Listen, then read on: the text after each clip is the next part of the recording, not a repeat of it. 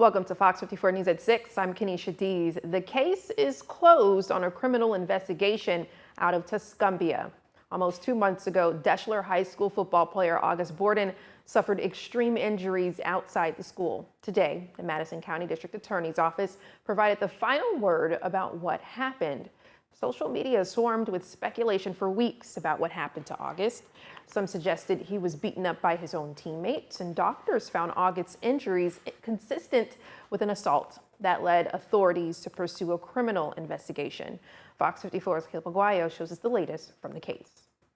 We uncovered no evidence that would support any kind of criminal charges in this matter. You just heard it for yourself. The criminal case involving serious injuries to Deschler High School student August Borden has ended without any criminal findings. The Madison County District Attorney's Office held a press conference this afternoon to discuss the findings of the case. In it, they said it began with simple roughhousing when a group of Deschler football players headed to their field house from the gym. Officials say as one student wrapped August up with his arms, August fainted and fell onto the sidewalk, going face first into the stairway in front of the school. Investigators went to over a dozen people and got multiple eyewitness interviews, as well as text messages between students at the scene and their parents. Deputy District Attorney Tim Gann describes how they believe it happened. His foot slips off this landing about right here, his left foot, which sends him into kind of a leaning fall to his left side. At this point, he's completely unconscious. He cannot protect himself. He is falling full force with no hands or no anything to protect himself. His knees hit about right here, and the students describe it as a catapult action when his knees hit, that his upper body goes forward extremely hard, and the first thing that hits is the side of his face and the front of his face. The district attorney's office says there was no evidence to suspect a beatdown, as many speculated on social media when it all first took place. In Huntsville, I'm Caleb Aguayo, Fox 54 News. August will navigate the road to recovery with his family. The incident has since spurred the school system to install cameras in front of Deschler High School. For more information about surveillance cameras at our schools, check out our Verify on Fox 54 Plus.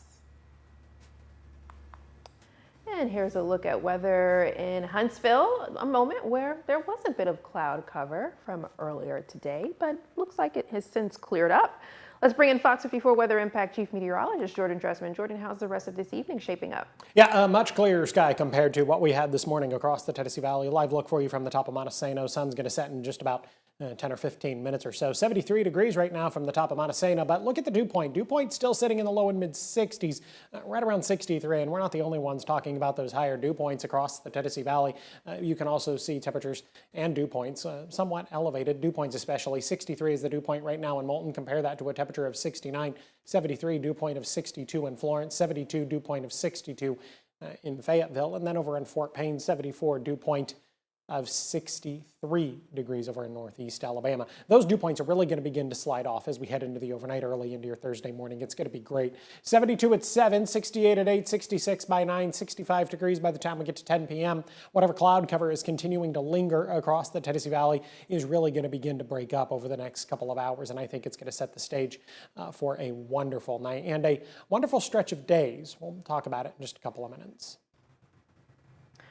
Investigators are looking for a suspect wanted for attempted murder, and they say he was last seen in the Somerville area. They are looking for Colton Bone, pictured here. Authorities say he could be armed and dangerous. He may be driving a black Dodge Ram, pictured here, with the license plate 52C0U9X. Again, plate 52C0U9X. If you have information on his whereabouts, contact the Morgan County Sheriff's Office at 256-350-4613. Authorities still looking for the person who shot and killed a postal highway contract driver, Tony Harrelson, at the Camp Hill Post Office back in October of 2009. Harrelson, a Dadeville man, found dead around 6:15 following that apparent robbery. Yesterday, the Postal Office renewed its plea and increased the reward to $250,000 for tips leading to an arrest and conviction, including anyone who acted as an accessory or unlawfully possessed property obtained in that incident. Anyone with information is asked to call the Tallapoosa County Sheriff's Department at 256-825-2035. An 18-year-old was arrested by Huntsville police, we've learned, last night after authorities say gunfire damaged multiple homes and cars near the Kensington townhomes. Officers say they responded before 9:30 last night to reports of shots fired in the Lancewood Drive area. When police arrived, they say they found several cars and homes had been hit, including an unoccupied HPD patrol car with the back window shattered by a bullet. Authorities say they also recovered shell casings and a gun from the scene. Elijah Osteen arrested and charged with disengaging a firearm into an occupied dwelling and vehicle. That investigation is still ongoing. Police looking for additional suspects.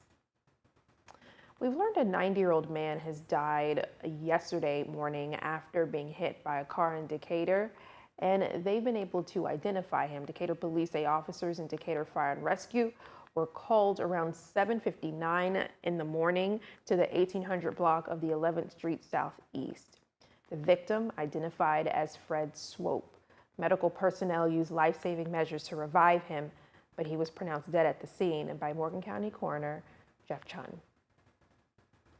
The Lauderdale County school system says a student was removed from Underwood Elementary School today after bringing a knife and a BB gun to school. In a statement on Facebook, the school says that after a thorough investigation, they determined the items were not brought to the school as a threat and no verbal or written threats were made. Madison County Sheriff's deputies investigating a vandalism at the Movement Church in Madison. Here's a picture of that. Messages about an upcoming speaking event were spray painted on the church's walls and doors. The damage discovered this morning at the church on Browns Ferry Road. Staff say it happened sometime between 5 p.m. and yesterday and 8 a.m. today. Anyone with information about the incident has to contact detectives from the Madison County Sheriff's Office at 256-533-8820 or 256-722-7181.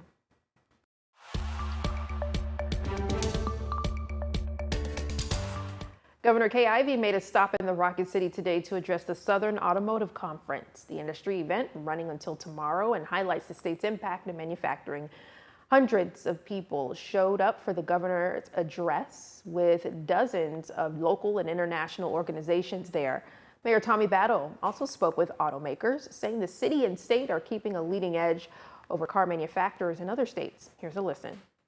We work very closely with them to make sure that we have the workforce that is necessary. We also work with them to make sure that we have that competitive edge. That competitive edge comes in cost of doing business, cost of labor, cost of power. All those things we put together to make sure that we have a competitive edge that will keep our community moving ahead and keep us in the ball game with things that go for the future.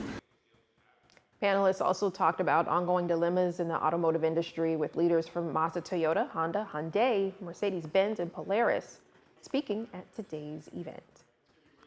Jackson County's EMS supervisor unit can now carry and administer blood in the field, making it one of the few ground EMS systems in the nation with this capability. Check it out. According to Highland Medical Center, uncontrolled bleeding is the leading preventable cause of death in trauma cases, and early transfusions can improve survival. With blood on board, EMS can start treatment before patients even reach the hospital. Officials say this advancement could save lives and set a new standard for emergency response in the region. University of North Alabama's College of Education and Human Sciences received a $20,000 grant from the Alabama State Department of Education, and it's through the Alabama Reading Initiative Program Improvement Grant. The funding will improve literacy instruction and help students reach grade level reading by the end of third grade under Alabama's Literacy Act. UNA faculty will use the grant for professional learning and resources, giving teacher candidates new strategies for their field experiences in future classrooms. The City of Madison is partnering with local law enforcement to host a drug take-back event, giving residents a safe way to dispose of unused or expired prescription medications. Officials say proper disposal helps prevent accidental misuse and keeps harmful substances out of homes and the environment. The event will be Saturday, October 25th from 9 a.m. to 11 in the front parking lot of City Hall at 100 Hughes Road. You can drive up and drop off medications with no questions asked. Huntsville International Airport expanding its parking options with plans to build a new parking deck. The project will add more space and improve traffic flow for travelers. The expansion includes a redesigned entrance to make access smoother and reduce congestion in current parking areas. Airport officials are advising travelers to allow extra time during construction and to follow posted signs and detours. Drivers also urged to use caution when arriving at the airport. Officials say updates will be shared as construction moves forward. Up next, lobular breast cancer, a little known subtype of cancer. We explain what it is this Wellness Wednesday. Work underway to build a setting for lessons done outdoors. We'll take you to Marshall County. Stay with us.